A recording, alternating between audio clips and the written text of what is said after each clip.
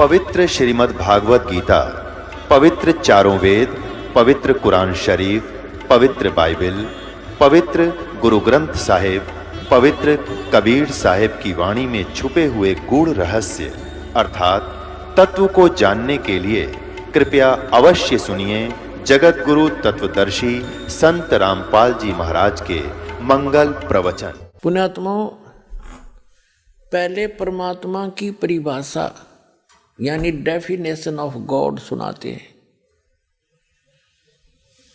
प्रभु की परिभाषा, प्रभु माने स्वामी, खुदा। अब जो जितने सतर का खुदा है, जितने सतर का अल्लाह है, वो उतने सतर का अल्लाह है, उतना उसके उतनी शक्ति उसमें है।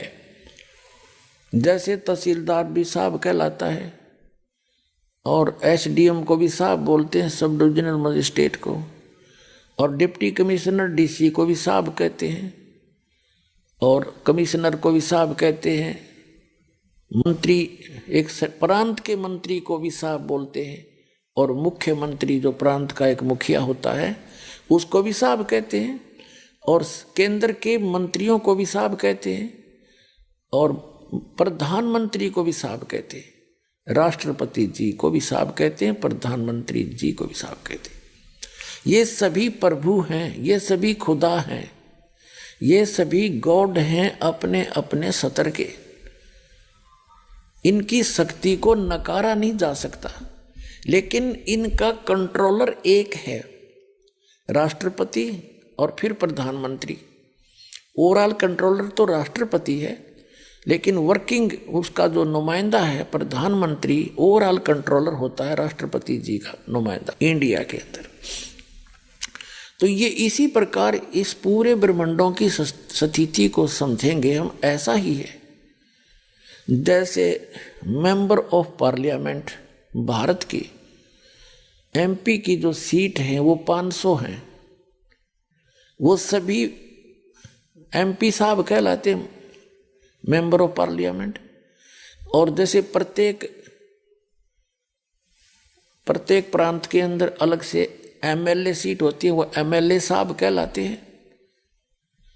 तो ये सभी साहब हैं, लेकिन इन सब साहबों का एक कंट्रोलर है, ये वो सब उस एक साहब के भी हैं, ये स्वयं सब साहब भी हैं, और ये सारे उस एक साहब के एक खुदा के हैं, प्रधानमंत्री के नुमाइंदे।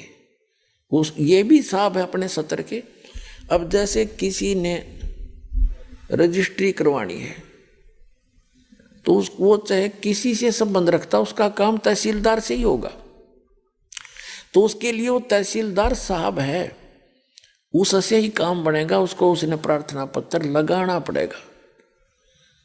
तो जो इनकम्प्लीट नॉलेज रखते हैं वो कहते हैं हम एक खुदा के, एक भगवान, एक अल्लाह के अतिरिक्त हम किसी को शरीक नहीं करते। देखो, शरीक करना और बात है, पूजा अन्य चीज होती है। जैसे एक पतिव्रता स्त्री होती है, वो अपने पति की पूजा करती है और सत्कार सभी का करती है।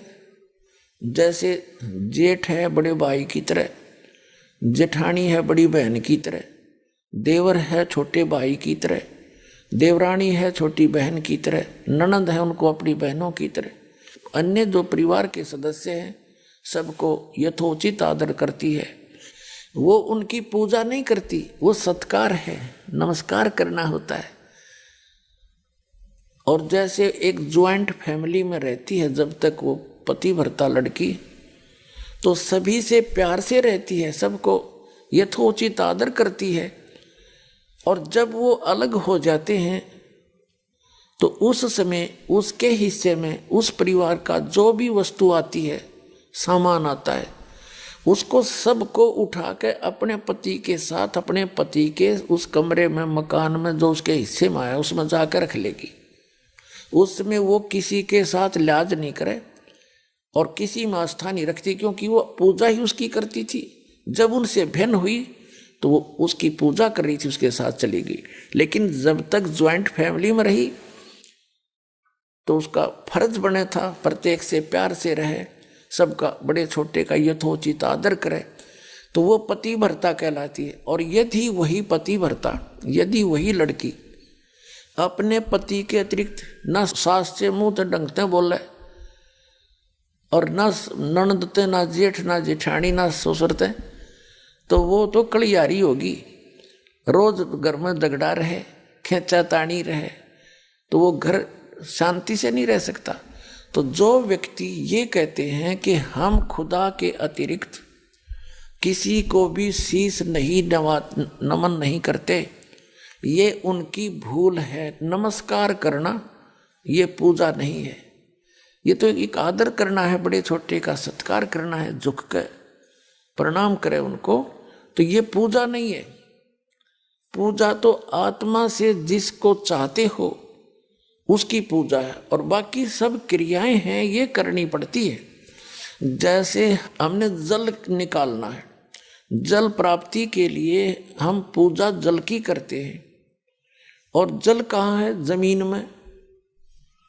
जमीन से जल प्राप्ति करने के लिए हमारा पूज्य तो है जल, वाटर, और लेकिन हम उसके लिए जो भी प्रोसेस अपनाते हैं, प्रोसीजर, और जो भी उसके उपकरण प्रयोग करते हैं, हम उनकी पूजा नहीं करते, उन क्षेत्र हम क्रिया करते हैं उस पूज्य वस्तु को पाने के लिए।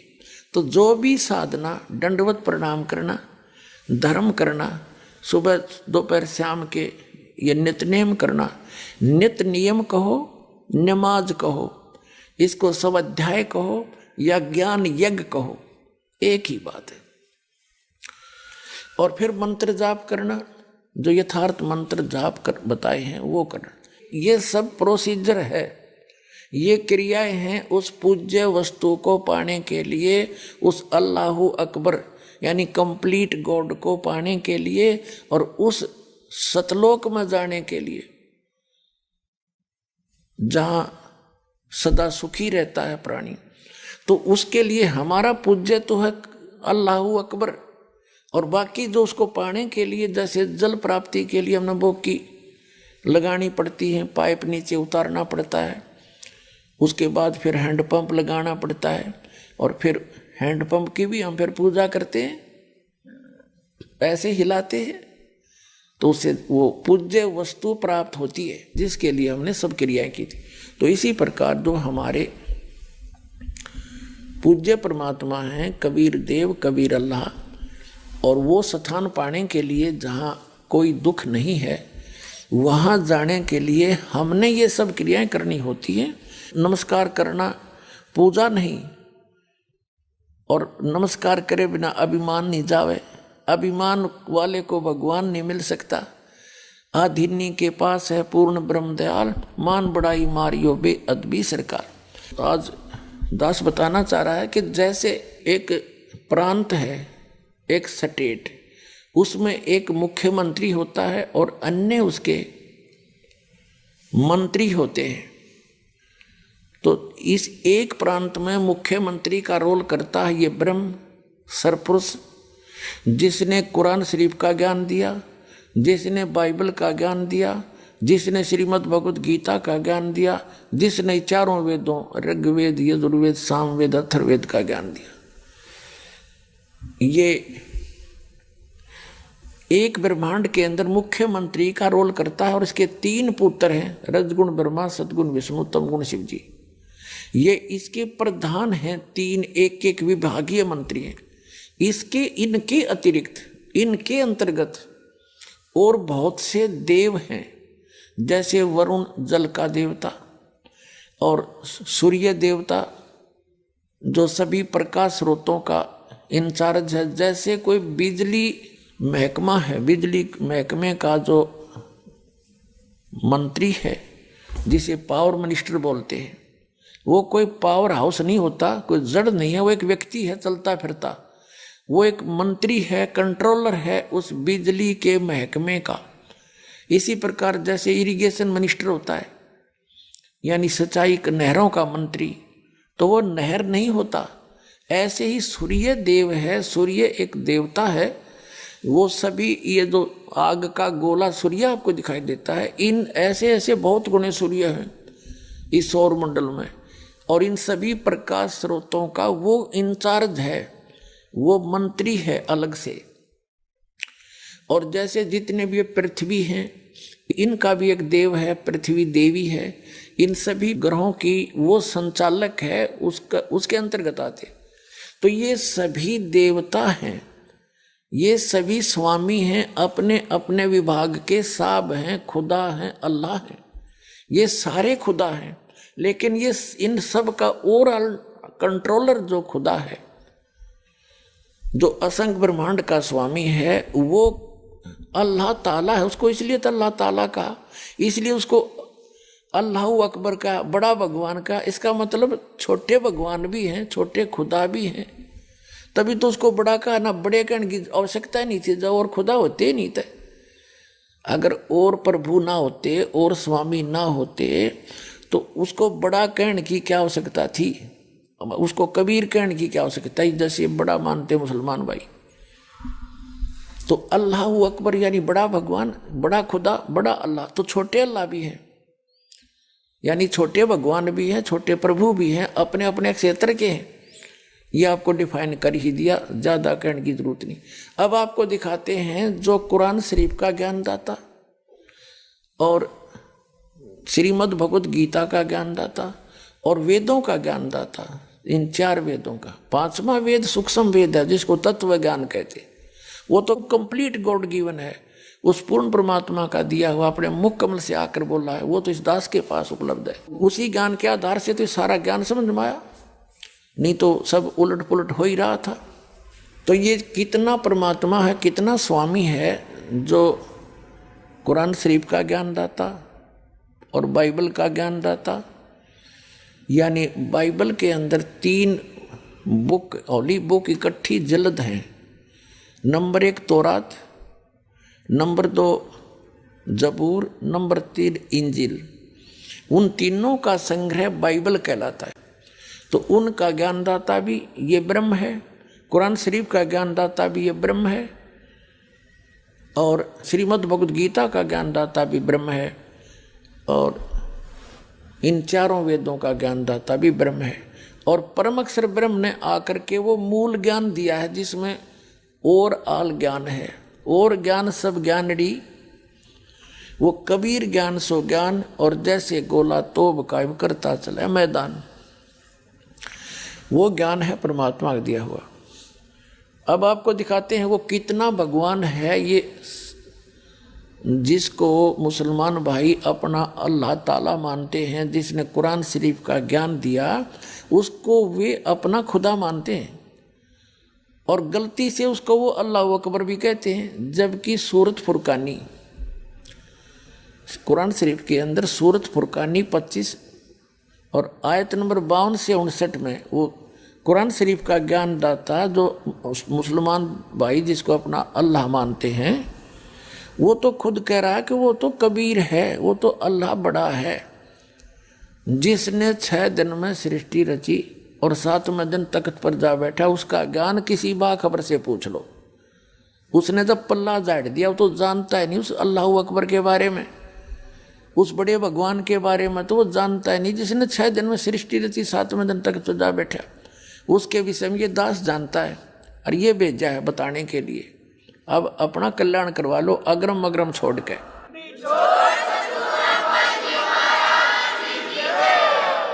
अब देखिएगा एक ब्रह्मांड के अंदर, ये देखिएगा एक ब्रह्मांड है, ये है इसका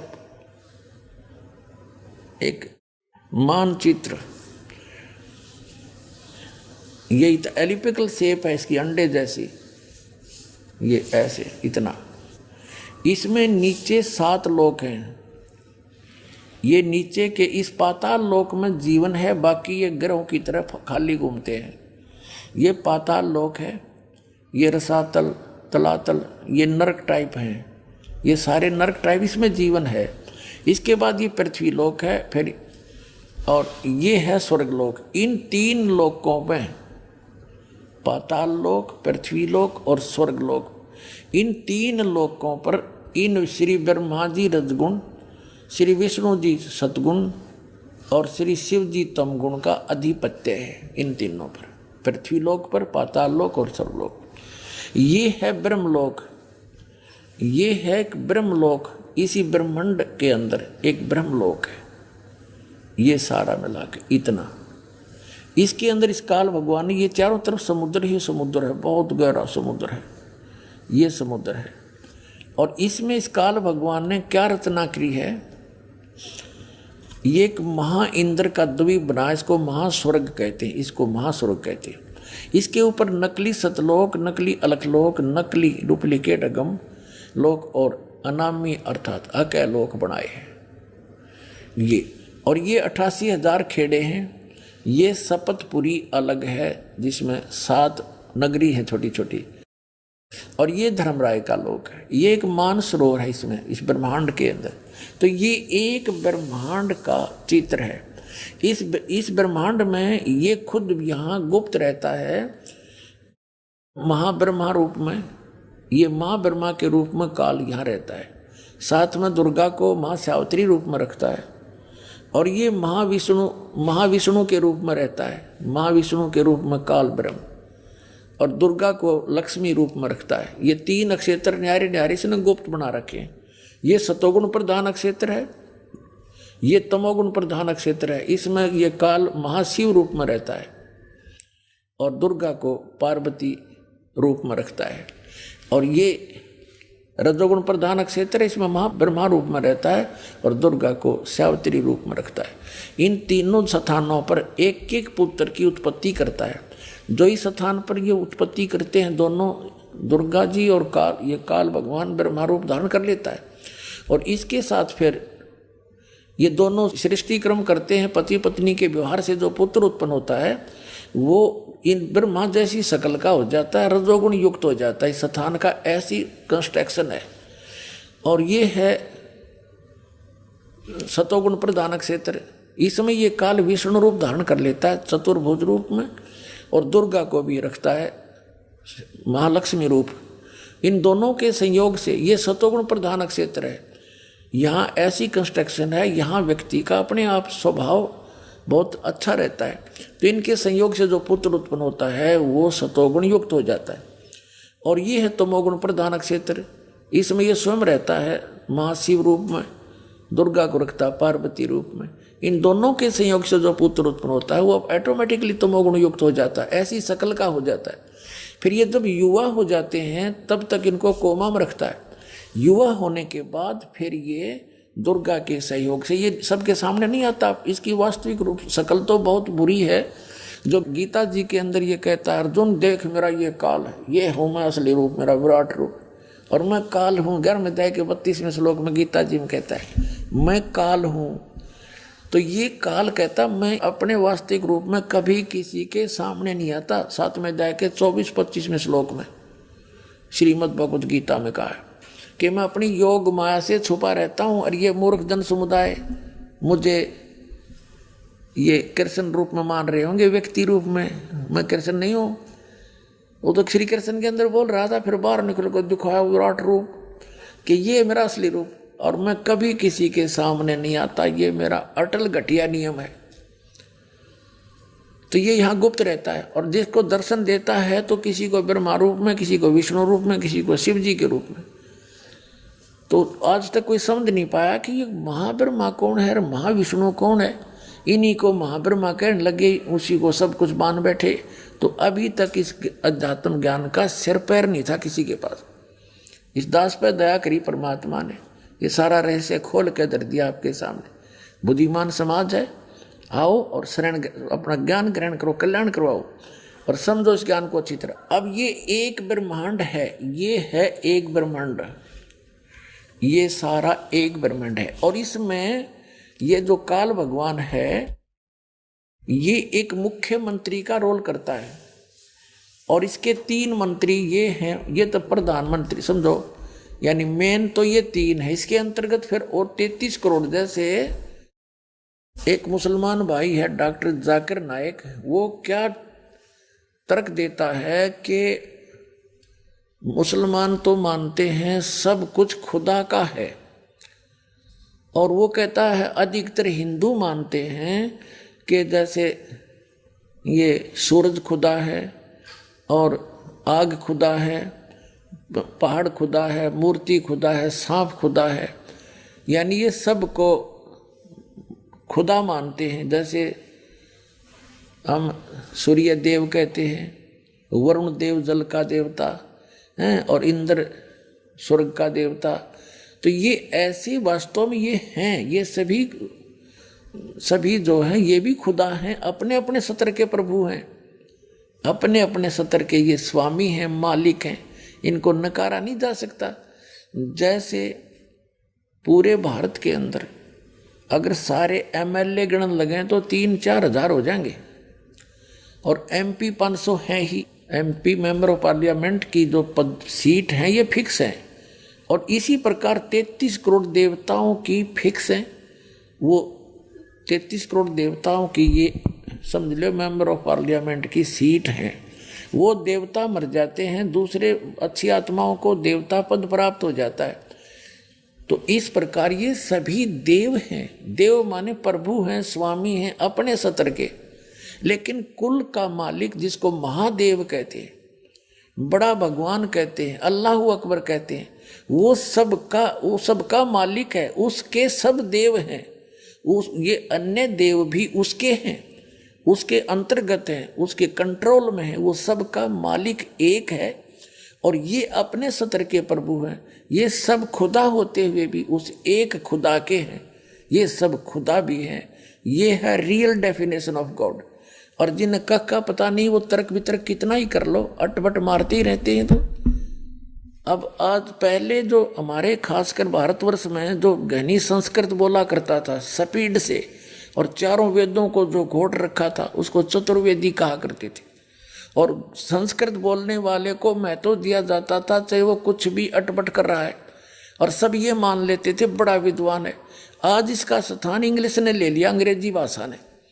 और जो अंग्रेजी में घड़ी गटमट करे उसने सोचो भाई बड़ा पहुंचा विद्वान है, खाक विद्वान है।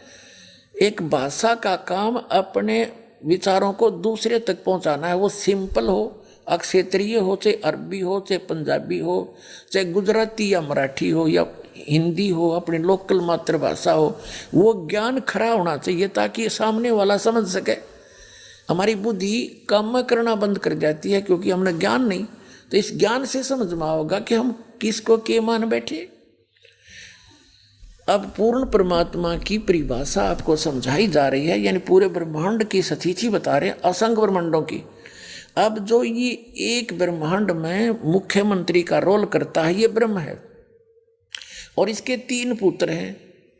ये मुख्य कंट्रोलर हैं इन 3 लोकों के, पृथ्वी लोक, और एक विभाग के मंत्री हैं, पृथ्वी लोक, स्वर्गलोक और नीचे पाताल लोक है। यही तीनों इसके अंतर्गत आते हैं ब्रह्म के। और इस ब्रह्म का कितना क्षेत्र है ये देखिएगा। आपने जो ये ब्रह्मांड देखा ये, अब ये समझो हम इस स्थिति में आगे, ये एक गेंद जो है ये एक ब्रह्मांड समझ लो। ऐसे ये 5 ब्रह्मांड मिलाकर एक महाब्रह्मांड बना दिया इसने। ऐसे ऐसे ऐसे 4 महाब्रह्मांडों में 20 ब्रह्मांडों को रोक दिया, अपने अपने स्थान पर ये घूम रहे हैं। ये सारा एक 20 ब्रह्मांड का क्षेत्र है। फिर इसके बाद एक ब्रह्मांड ये हो रहा है इसका, ये सारा भी एक ब्रह्मांड है। ये तो दिखाने के लिए थोड़े से लिखने में नहीं आ रहे थे। इसका भी एलिप्टिकल शेप है, ऐसे ऐसे अलग से। तो ये ब्रह्मांड अलग से है, ये 21वां ब्रह्मांड है इसका। तो ये कुल मिलाकर ये सारे ये ब्रह्मांड नहीं है, ये तो दिखाने के लिखने के लिए थोड़े बड़े बनाने पड़े। तो ये सारा एक ब्रह्मांड है इतना, ऐसे एलिप्टिकल शेप है इसकी भी ऐसे। तो ये एक ब्रह्मांड अलग है, ये 20 ब्रह्मांड ये है। एक ब्रह्मांड जो मैंने अभी आपको पहले दिखाया था वो समझो एक गेंद है, या एक गेंद जैसी है, ये इतना आ गया। और इस समझने के लिए तो ये 21 ब्रह्मांड का स्वामी है। ये 21 ब्रह्मांड का स्वामी है ब्रह्म, सरपुरुष, काल, शैतान, जिसको शैतान कहते हैं, ये है। और ये सरपुरुष भी कहलाता। अब देखो, अब ये है, ये जो आपने देखा 21 ब्रह्मांड का ये एक क्षेत्र है। अभी आपने देखा था। ये तो है सरपुरुष का। और इसके बाद जो ये स्थान है इतना, ये रेड लाइन जो है ये वाली, ये है 7 संख ब्रह्मांड इस परब्रह्म के, जिसको अक्षर पुरुष भी कहते हैं। ये सरपुरुष है, ये अक्षर पुरुष है। और ये ओवरऑल कंट्रोल जो अल्लाह अकबर है, अल्लाहु अकबर है, अल्लाहु अकबर यानी बड़ा भगवान, वो ये है। ये छोटे छोटे जो डॉट दिखे ये सारे ब्रह्मांड हैं, ये चारों तरफ ये सारे, ये सतलोक है सारा, ये सतलोक ये। और इसके ये है वो मूल मालिक अल्लाहु अकबर, जो 7 में वो कहते हैं अर्श कुर्स पर अल्लाह तकत है खालिक बिन नहीं खाली। तो ये तकत है उस मालिक का, स्थान है, सिंहासन है। और इसके अंतर्गत ये परब्रह्म 7 संख ब्रह्मांड वाला ये भगवान भी इसी के अंतर्गत आता है। और ये काल भगवान, ये जो कुरान शरीफ का ज्ञानदाता और श्रीमद् भगवद गीता का ज्ञानदाता, चारों वेदों का ज्ञानदाता और इन पवित्र बाइबल का ज्ञानदाता, ये है। ये तो इतना अल्लाह है, इतना खुदा है, बस ये इतना, ये 21 ब्रह्मांड का। और इसके बाद ये देखो 7 संख ब्रह्मांड परब्रह्म के, अक्षर पुरुष के। और ये है असंख्य ब्रह्मांड ओवरऑल कंट्रोलर, ये है वो कुल का मालिक, ये है वो अल्लाहु अकबर बड़ा भगवान, ये है। और इसके फिर अन्य ऊपर लोक और हैं, अलख लोक और अगम लोक और अनामी लोक, जिसको अलह लोक भी कहते हैं। ये ओवरऑल कंट्रोलर, ये मालिक ही अन्य लोकों में भी अन्य रूप धारण करके यही परमात्मा सबका कंट्रोल करता है। और ये है वो मूल मालिक, संसार रूपी वृक्ष की ये जड़ है, वो परम अक्षर ब्रह्म, वो अल्लाहु अकबर, वो जड़ है पूरे संसार रूपी वृक्ष की, जो सबका धारण पोषण करता है तीनों लोकों में प्रवेश करके। अब 3 लोक कैसे हो गए? ये ऊपर का जो लोक हैं, सतलोक, अलखलोक, अगमलोक और अकैलोक, ये एक लोक अविनाशी स्थान बोला जाता है, उसकी अलग डिवीजन बना दी गई है। और नीचे के ये 2 लोक, जैसे सरपुरुष इस ब्रह्म के और अक्षर पुरुष इस परब्रह्म के 7 संख ब्रह्मांड, और ब्रह्म के सरपुरुष के सरब्रह्म के ये 21 ब्रह्मांड, ये 2 लोक अलग हैं प्रत्येक। जैसे सरपुरुष का लोक, एक अक्षर पुरुष का लोक, और ये परम अक्षर पुरुष का ये ऊपर का स्थान, ऊपर के अविनाशी जो स्थान है, वो भी एक लोक कहलाता है। तो इस प्रकार इन तीनों लोकों में जितने भी प्राणी हैं, सबका धारण पोषण ये परमात्मा ही करता है। यानी जो संसार रूपी वृक्ष की जड़ है, मूल है, और मूल से पूरे वृक्ष को आहार मिलता है, तो वो है अल्लाहु अकबर। और ये कुरान शरीफ का ज्ञानदाता तो 21 ब्रह्मांड का स्वामी है, और गीता का ज्ञानदाता ये वही है, और वेदों का ज्ञानदाता भी यही है, बाइबल का ज्ञानदाता भी यही है। तो ये तो उस अल्लाहु अकबर की जानकारी भी नहीं रखता, उसके लिए तो ऑप्शन छोड़ दिया, कोई तत्वदर्शी संत बताएगा। ये है वो तत्वदर्शी संत, आओ और कल्याण करा लो।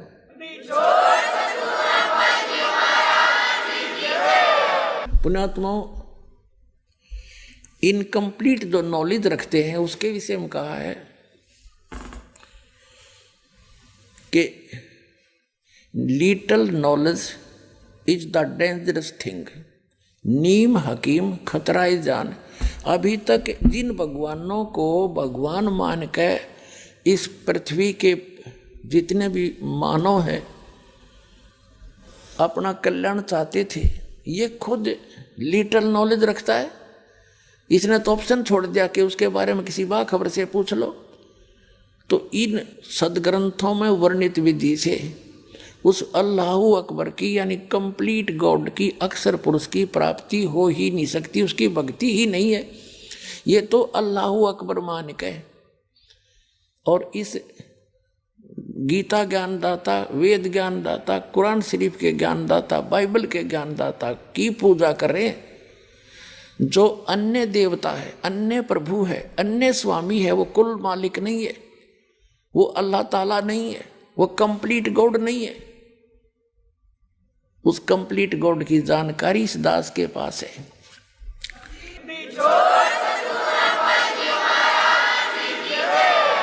अपने आत्माओं, मुसलमान धर्म के भाई जो हैं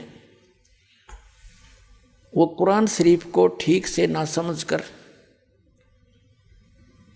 उन्होंने क्या विधान बना रखा है, ठीक से ना समझकर उसके श्लोकों को, मंत्रों को, आयतों को उन्होंने ये फाइनल कर दिया है कि कुरान शरीफ का ज्ञान दाता जिसको ये अपना अल्लाह ताला मानते हैं, वो क्या कहता है, उन्होंने कैसा विधान जान लिया कि ऐसा कहा गया है। इन्होंने क्या मान रखा कि पुनर्जन्म नहीं होता, पुनर्जन्म नहीं होता। तो पूरे इस संसार की वो कैसे डेफिनेशन बनाते हैं, बताते हैं, वो क्या बताते हैं, पुनर्जन्म नहीं होता, उसके लिए वो क्या पली देते हैं, वो क्या तर्क देते हैं।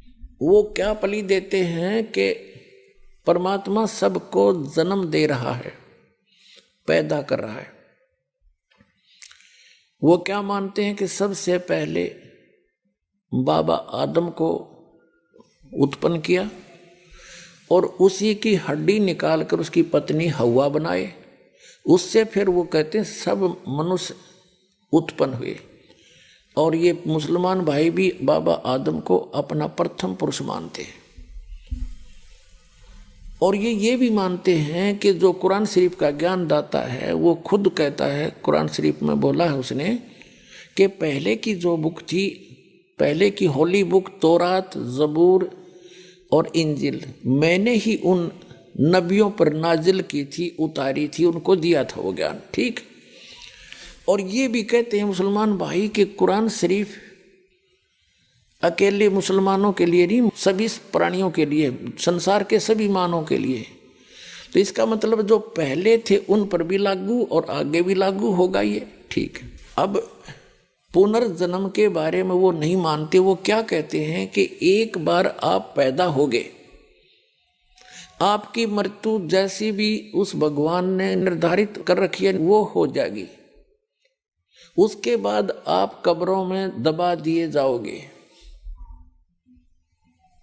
ठीक। और जब कयामत आवेगी, यानी कयामत माने महाप्रलय होगी, पृथ्वी भी नहीं रहेगी, सारा कुछ नाश हो जाएगा, आकाश भी नहीं रहेगा। उस समय आप सभी को उन कब्रों से निकाला जाएगा और फिर जीवित किया जाएगा। जिन्होंने कुरान शरीफ के ज्ञानदाता की आज्ञा का पालन किया और उसके अनुसार भक्ति साधना उपासना करते रहे, वो तो जाएंगे जन्नत में। और जिन्होंने आज्ञा का पालन नहीं किया, जो विमुख रहे और बकवाद करते रहे, वो जाएंगे नरक में। स्वर्ग को कहते हैं वो जन्नत यानी बहिश्त, और नरक को कहते हैं दोजख। तो सदा के लिए फिर कोई जन्म नहीं होगा, इनका मानना है। किनका? मुसलमान भाइयों का।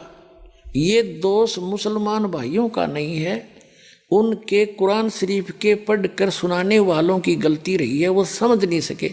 जैसे पवित्र बाइबल के अंदर जो वर्णन है, परमात्मा निराकार है, उसको स्पष्ट लिखा है प्रथम ही उत्पत्ति में, और आज तक सब उसको निराकार बता रहे। तो वो उस ईसाई धर्म और यहूदी धर्म के व्यक्तियों का दोष नहीं है, उसके पढ़ने वालों की त्रुटि है। ऐसे ही गीता जी के अंदर जो वर्णन है, ये श्री कृष्ण जी को सुप्रीम पावर मान रहे थे। गीता जी के जो अनुवाद करता और इसके विवेचन करता, इस पर प्रवचन करता हमारे हिंदू धर्म के आचार्य और शंकराचार्य, संत, महंत और मंडलेश्वर, इनको कख भी पता नहीं था। तो ये दोष हिंदू धर्म के व्यक्तियों का नहीं है, ये दोष उन नीम हकीम गुरुओं का, जो समझ नहीं सके इस पवित्र ग्रंथ के रहस्य को। इसी प्रकार ये कुरान शरीफ के अंदर जो गूढ़ रहस्य है, उसको ना समझकर जो मुसलमान धर्म के सभी लोग भ्रमित हैं, वो उनका दोष नहीं है, वो उन मुल्ला और काजियों का है, जो उनको समझ नहीं सके, ढंग से समझा नहीं सके। अब इन्होंने तो फाइनल कर दिया कि जो जन्म ईब ताप का हो गया और मृत्यु हो जाएगी, कब्र में दबा दिए बस। उसके बाद कभी कयामत आवेगी, आखिरत आवेगी। आखिरत माने अंत आवेगा। तो उस समय सबको एक वचन से वो अल्लाह जीवित कर देगा। और फिर स्वर्ग में जाने वाले स्वर्ग में जाओ, नरक में जाने वाले नरक में, फाइनल कर दिया, फिर कभी कुछ नहीं होगा। ये मानना है मुसलमान धर्म के व्यक्तियों का। पहले भी नहीं हुआ है ऐसा, एक ही बार होगा, यू फाइनल है इनका। अगर पहले कभी हुआ होता जन्मवीर, फिर कयामत आई होती, तो पुनर्जन्म आपा हो गया। तो ये मानते नहीं पुनर्जन्म को, बिल्कुल नहीं मानते। तो पुण्यात्माओं उस जन्नत ने शर्मा मारेंगे। अरबों वर्ष तक उस कब्र में घुसड़े पड़े रहे हम, अरबों वर्ष के बाद फिर कभी कयामत होगी, जब उस मत निकाले जाएंगे। इस तक बूंदी कह देता पहले भोग लिया हमने, चाहे नरक में जाओ चाहे स्वर्ग में, इससे बूंदा नरक क्या होगा। लेकिन वास्तविकता क्या है कि पुनर्जन्म होता है। ये कयामत कब आती है? ब्रह्मा जी का एक दिन जब संपूर्ण होगा, ब्रह्मा जी का एक दिन जब पूरा होगा तो पूरी पृथ्वी पर प्रलय हो जाएगी। इन तीनों लोकों में, स्वर्गलोक के, पृथ्वीलोक और पाताल लोक के सभी प्राणी नाश में आ जाएंगे। ये प्रलय, उसके बाद फिर जब ये रहेगी इतना ही समय तक, जितने समय तक सृष्टि रहती है, ब्रह्मा जी का एक दिन 1000 चतुर्युग का माना जाता लमसम। एक चतुर्युग में 43,20,000 वर्ष होते हैं। सतयुग, त्रेता, द्वापर कुल मिलाकर ये चतुर्युग कहलाता है। इसमें 43,20,000 वर्ष होते एक चतुर्युग में। 1000 से गुणा कर दो, 4,32,00,00,000 वर्ष तक यह सृष्टि रहेगी, स्वर्गलोक, पृथ्वीलोक और पाताल लोक पर। फिर तीनों लोकों के सब प्राणी नष्ट हो जाएंगे, इस पर जल जल हो जाएगा। इसको कयामत कहते हैं। जब इतना ही समय रात्रि का बीत जाएगा ब्रह्मा जी का, इन पर पुनः फिर से स्टार्ट होगी ऐसे सृष्टि। ये एक कर्म है और जन्म मृत्यु तब तक बनी रहेगी जब तक पूर्ण परमात्मा की भक्ति नहीं करेंगे। तो वहाँ सतलोक में चले जाएंगे। ये जो दास आपको भक्ति देगा, उससे आपका जन्म और मरण सदा के लिए समाप्त होगा। वहाँ नरक नहीं है, वह जन्नत जन्नत है, वहाँ कोई दोजख की आंच नहीं है। वो व्यक्ति वही जाएंगे जो यहाँ इस दास के द्वारा बताई इस भक्ति से परिपूर्ण हो जाएंगे, बुराइयों से बचे रहेंगे और मर्यादा में रहेंगे, वो उस स्थान पर जाएंगे। तो जन्म मरण होता है और कुरान शरीफ भी जन्म मरण का प्रत्यक्ष प्रमाण देती है।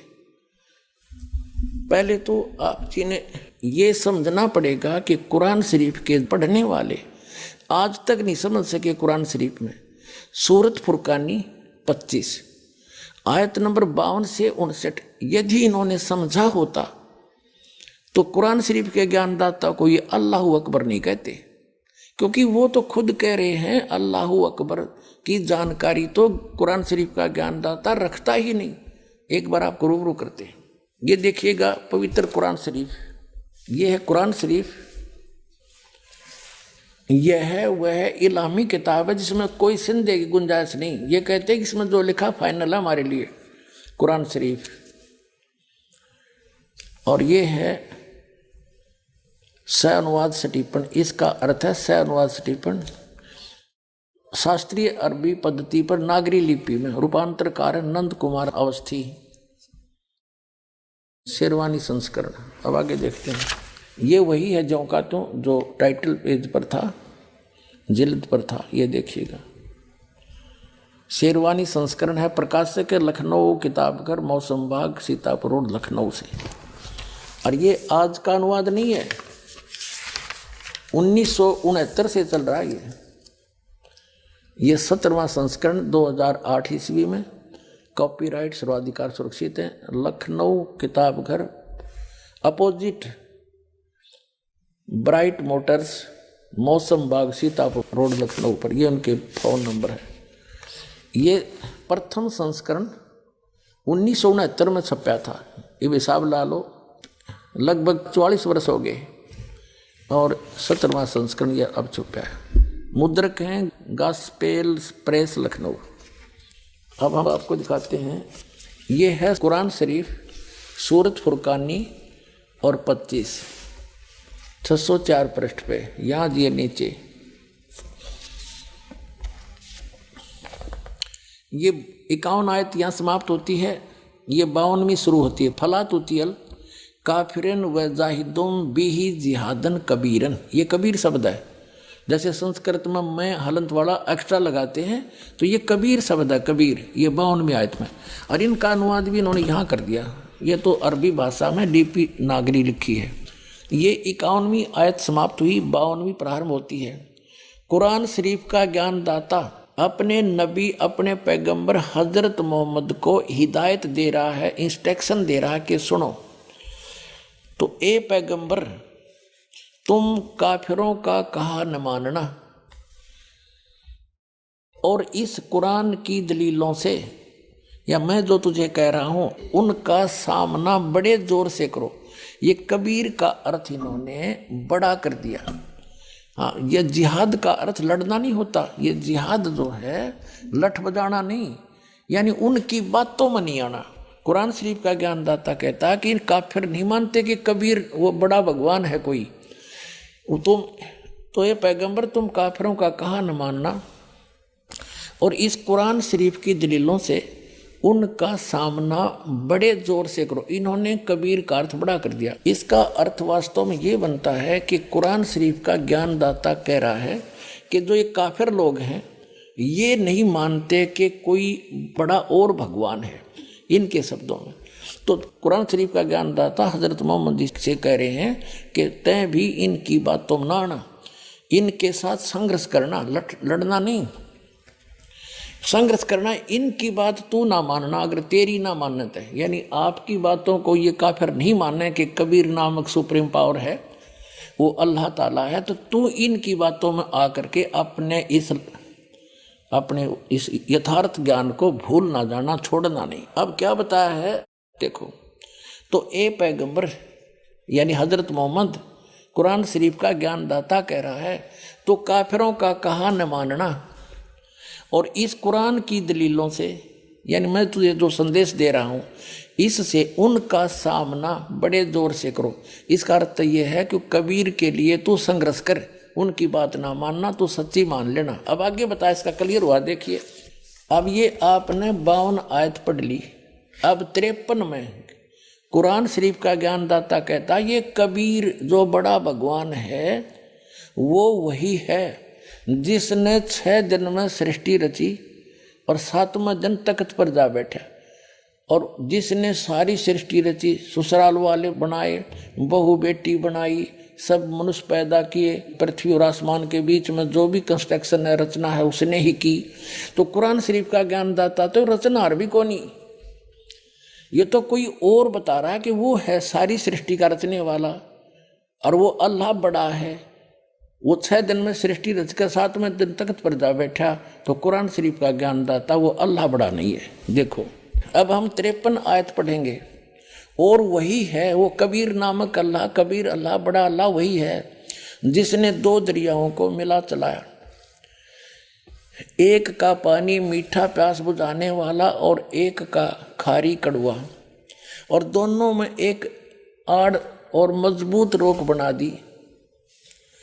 और वही है जिसने पानी की बूंद से आदमी को पैदा किया, फिर उसको साहिबे नसब यानी किसी का बेटा या बेटी, और ससुराल वाला यानी किसी का दामाद बहू बनाया, और तुम्हारा परवरदिगार हर चीज करने पर शक्तिमान है। अब 54 आयत पढ़ लिया हमने। और काफिर अल्लाह के सिवा ऐसों को पूजते हैं जो न उनको नफा पहुंचा सकते हैं और न उनको नुकसान पहुंचा सकते हैं, और काफिर तो अपने परवरदिगार से पीठ दिए हुए हैं, मुंह मोड़े हैं। और ए पैगंबर हमने तुमको खुशखबरी सुनाने और सिर्फ अजाब से डराने के लिए भेजा है। अब देखो विचार करो पुण्यात्माओं, जो हजरत मोहम्मद को पैगंबर बनाकर भेजने वाला है वो तो ज्ञान दे ही रहा है, और वो किसी अन्य अल्लाह ताला की जानकारी दे रहा है, अल्लाह अकबर की, बड़े भगवान की, अल्लाह कबीर की। तो कुरान शरीफ का ज्ञानदाता अल्लाह कबीर नहीं है, आप देखो तो, और ये पैगंबर हमने तुमको खुशखबरी सुनाने और सिर्फ अजाब से डराने के लिए भेजा है। इन लोगों से कहो कि मैं तुमसे इस अल्लाह के हुक्म पर कुछ मजदूरी नहीं मांगता। हाँ, जो चाहे अपने परवरदिगार तक पहुंचने की राह इख्तियार कर ले। और ए पैगंबर उस जिंदा पर भरोसा रखो। ओ जिंदा जो अरबी भाषा है उसमें जिंदा शब्द लिखा है, उसका अर्थ जिंदा है। जिंदा का अर्थ है क्योंकि ये परमात्मा जिन भी महापुरुषों को मिले हैं वो अल्लाह अकबर यानी ग्रेट गॉड, कंप्लीट गॉड, वहाँ से चल कर आता है, स्वयं सह शरीर आता है और जिंदा महात्मा का रूप बनाकर अच्छी आत्माओं को मिलता है। ये वेद गवाही देते हैं और आंखों देखा संत गवाही देते हैं। तो आदरणीय धर्मदास साहिब जी को भी जिंदा महात्मा के रूप में मिले, एक संत के रूप में, जिंदा एक बाबा के रूप में। आदरणीय मलुकदास जी को भी जिंदा बाबा के रूप में मिले। आदरणीय नानक साहिब जी को भी बेई नदी पर जिंदा महात्मा के रूप में मिले और आदरणीय दादू साहिब जी को भी जिंदा बाबा के रूप में मिले। आदरणीय गरीबदास साहिब जी को गांव छुड़ानी जिला ददर हरियाणा के खेतों में, छुड़ानी के खेतों में जब गऊ चरा रही थी, वहाँ सतलोक से आए परमात्मा जिंदा महात्मा के रूप में थोड़ी सी दूर पर आकर उतर के उनसे मिले, उनको सचखंड ले गए। इन सब महात्माओं को फिर वापस छोड़ा। तो इन सभी महात्माओं ने कहा कि जैसे आदरणीय गरीबदास साहिब जी ने कहा कि अनंत कोट ब्रह्मांड का एक रति निवार सतगुरु पुरुष कबीर हैं, ये कुल के सिरजनहार। हम सुल्तानी नानक तारे दादू को उपदेश दिया, जात जुलाहा भेद नहीं पाया, वो काशी माए कबीर हुआ। तो जिसको भी वो मिले हैं जिंदा महात्मा के रूप में मिले। ऐसे ही हजरत मोहम्मद जी को मिले थे परमात्मा जिंदा महात्मा के रूप में।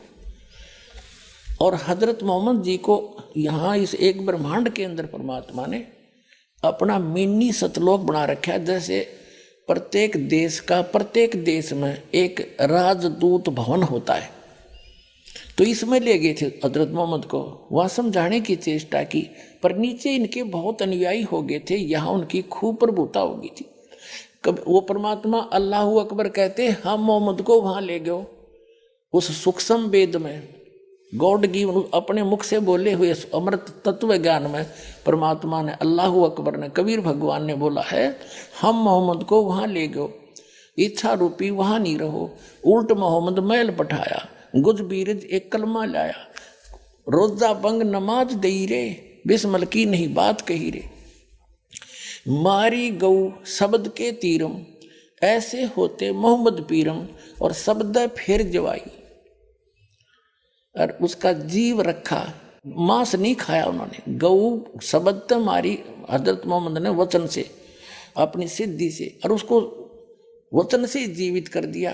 कहते हैं फिर उस गाय को मांस नहीं खाया उन्होंने, उस जीव की रक्षा की उन्होंने।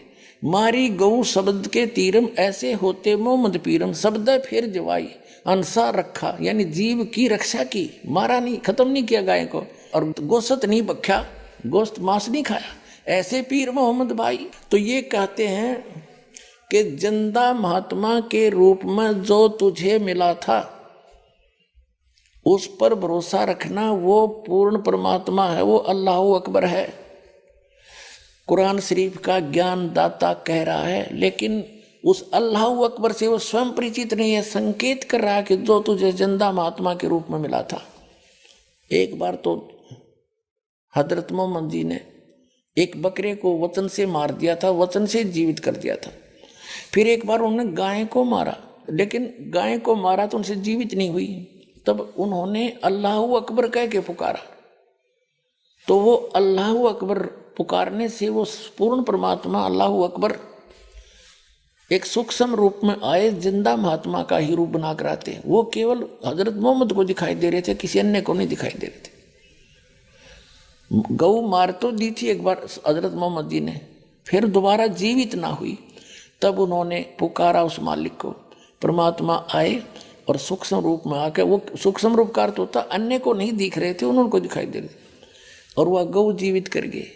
तब कहते हैं जब हम मोहम्मद याद किया रे और शब्द स्वरूपी सूक्ष्म रूप में हम वेग गया रे, तुरंत गया, और मुई गऊ हमने तुरंत जवाई, जब मोहम्मद कह निश्चय आई, तुम कबीर अल्लाह दरवेशा, और मोमन मोहम्मद का जब गया अंदेशा, और उसके बाद फिर उन्होंने खूब पकार लिया, मुझे ले चलो वहाँ पर। फिर वो नहीं लेकर गए क्योंकि उन्होंने अवज्ञा कर दी थी मालिक की उस वाणी का। तो कहने का भाव ये है कि अब वो कह रहा है उस पूर्ण परमात्मा के डर से ये ज्ञान तो सत्य देते हैं, लेकिन अपना हाथ खड़ा कर देते हैं कि मैं उसके बारे में नहीं जानता, किसी और से पूछ लो। ऐसे ही श्रीमद् भगवद गीता अध्याय नंबर 4 के श्लोक नंबर 34 में गीता ज्ञान दाता यही है जो कुरान शरीफ का ज्ञान दाता है। वो कह रहा है कि वो तत्व ज्ञान के अंदर उस पूर्ण परमात्मा की कंप्लीट जानकारी है, पूर्ण जानकारी है। उस तत्व ज्ञान को किसी तत्वदर्शी संतों के पास जाकर पूछ, गीता ज्ञानदाता कहता मैं नहीं जानता। यजुर्वेद अध्याय नंबर 40 के मंत्र नंबर 10 में भी स्पष्ट कर दिया है, वही वेद ज्ञानदाता भी वही है जो कुरान शरीफ का ज्ञानदाता है। वो कहता है कि परमात्मा को कोई तो शंभुआत्मा ने जन्म लेकर रामकृष्ण के रूप में अवतार धार के आना मानते हैं, कुछ उसको वो जन्म नहीं लेता जन्मा मानते हैं। इसकी यथार्थ जानकारी वो कैसा है भगवान, वो धीरा नाम देंगे, तत्वदर्शी संत देंगे, उनसे पूछो। ऐसे कुरान शरीफ में आगे दिखाता हूँ अभी आपको। तो वो तत्वदर्शी संत, वो तत्व ज्ञान वो परमात्मा ही बता कर जाता है या फिर अपना नबी भेजता है। वो नबी ये दास है, अंतिम नबी, अंतिम पैगंबर, अंतिम उस परमात्मा का भेजा हुआ उनका दास, और पूरे विश्व का कल्याण होगा, मान जाएंगे दास की बात।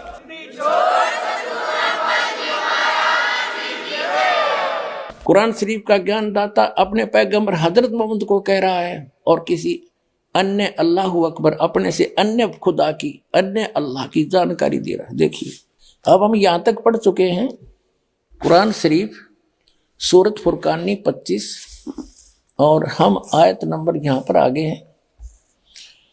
अब हम आयत नंबर 58 पढ़ रहे, 57 पढ़ रहे। और ए पैगंबर उस जिंदा जो तुझे जिंदा रूप में मिला था, इन्हें चैतन्य अर्थ कर दिया, उस जिंदा पर भरोसा रखो जो कभी मरने वाला नहीं, यानी अविनाशी है, और तारीफ के साथ उसकी पाकी बयान करते रहो। यानी कुरान शरीफ के ज्ञानदाता से अन्य है जो परमात्मा, उसकी पाकी बयान करने के लिए कुरान शरीफ का ज्ञानदाता कह रहा है हजरत मोहम्मद को।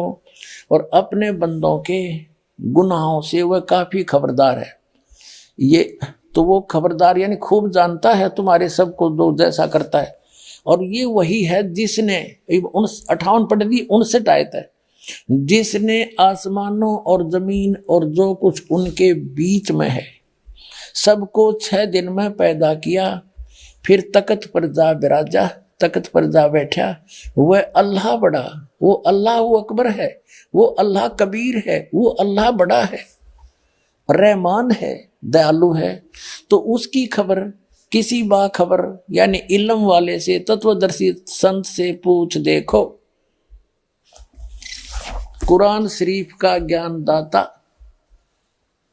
यहां इसने स्पष्ट कर दिया है कि मैं नहीं जानता उस अल्लाह अकबर बड़े भगवान, उस महान परमात्मा की, कंप्लीट गॉड की, ग्रेट गॉड की जानकारी मुझे नहीं है, वो तत्वदर्शी संत से पूछ लो। इससे कुरान शरीफ का सारा ज्ञान समझ में आ जाता है कि जो इसने अपने सत्र का ज्ञान दिया है उसमें चाहे इसने मांस खाना लिख रखा हो, चाहे कुछ भी खाना बता दिया हो, ये अल्लाह अकबर का आदेश नहीं है, ये तो कुरान शरीफ के ज्ञानदाता का आदेश है। आइए अब हम उन श्रद्धालुओं के अनुभव जानते हैं जो जगत गुरु तत्वदर्शी संत रामपाल जी महाराज जी से दीक्षा प्राप्त कर चुके हैं तथा उनके द्वारा बताए गए भक्ति मार्ग पर चल रहे हैं। नमस्कार जी। सत साहिब सर। क्या नाम है जी आपका? सोनम खान। कहाँ से हैं जी आप? MP मध्य प्रदेश, जिला मुरैना। संत रामपाल जी महाराज से नाम दीक्षा आपने कब ली? 2017 में। संत रामपाल जी महाराज से नाम दीक्षा लेने से पहले आप क्या भक्ति साधनाएं करती थी? जो मुस्लिम धर्म में कुरान शरीफ पढ़ना, उर्दू पढ़ना, नमाज पढ़ना, रोजे रखना, ये सब साधना करती थी मैं। तो ऐसा क्या कारण बना कि आपने संत रामपाल जी महाराज से नाम दीक्षा ली? सर ये सब कुछ करने के बाद में भी मुझे कोई लाभ नहीं मिला। नमाज पढ़ती थी, रोजे रखती थी, दरगाहों पे भी जाना था, जाती थी, लेकिन कोई भी लाभ नहीं मिला। जहाँ भी दरगाह थी वहाँ जाते थे, जैसे अजमेर, कलियर शरीफ और बहुत दूर दूर तक कहीं भी दरगाह थी वहाँ पे भी जाते थे। सर, मेरी शादी के बाद मेरी एक बेटी हुई थी, वो भी ख़त्म हो गई थी सर। डॉक्टर लोगों ने मना कर दिया था कि ये बचेगी नहीं। अच्छी प्राइवेट हॉस्पिटलों में दिखाया था, फिर भी वो बची नहीं, उस पर भूत बिहार का चक्कर हो गया था। फिर काफ़ी टाइम तक मेरे बच्चे नहीं हो रहे थे, और फिर मेरे आदमी पे भी बहुत परेशानी थी। उन पे झूठे आरोप लगा दिए थे लड़ाई झगड़े में घर वालों ने, तो वो जेल चले गए थे। बहुत काफ़ी परेशानी थी सर। ये नमाज पढ़ के भी बहुत परेशानी थी, इतनी इबादत करने के बाद भी बहुत परेशानी थी।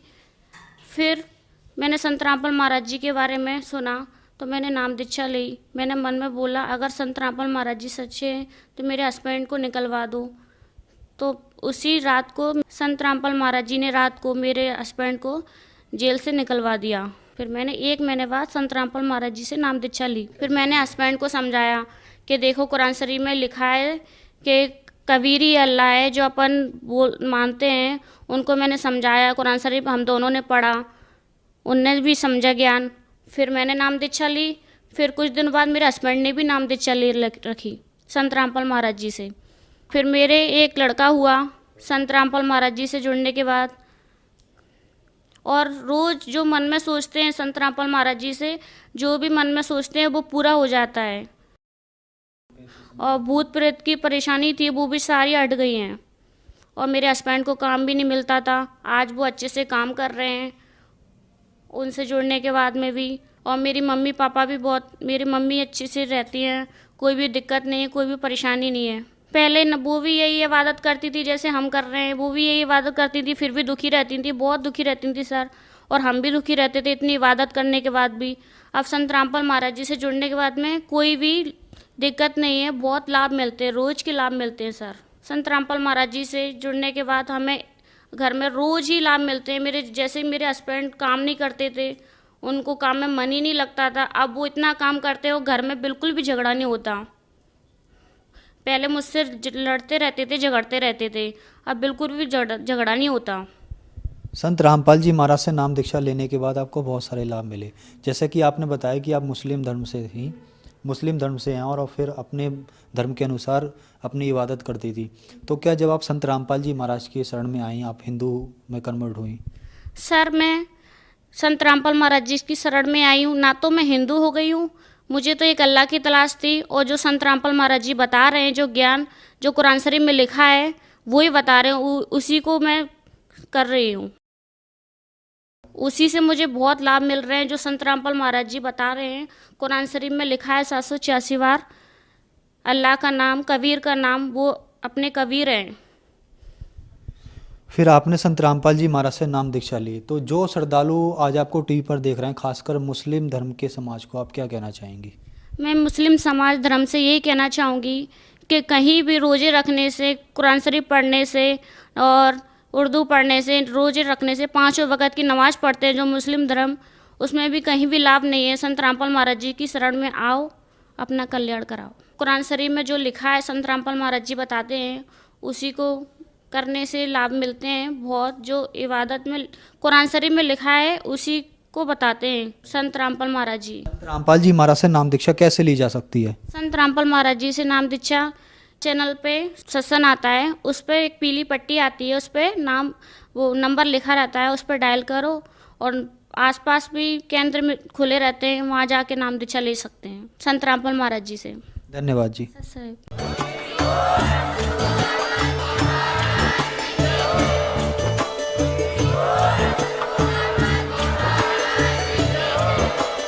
आप सुन रहे थे जगत गुरु तत्वदर्शी संत रामपाल जी महाराज जी के मंगल प्रवचन। अधिक जानकारी के लिए विजिट कीजिए हमारी वेबसाइट www.jagatgururampalji.org। संत रामपाल जी महाराज जी के शुभ आशीर्वाद से पूरे विश्व भर में 500 से भी ज्यादा नाम दीक्षा केंद्र हैं, जिन पर संत रामपाल जी महाराज जी द्वारा ऑनलाइन निशुल्क नाम दीक्षा दी जा रही है। अपने नजदीकी नाम दीक्षा केंद्र का पता करने के लिए संपर्क करें 82228880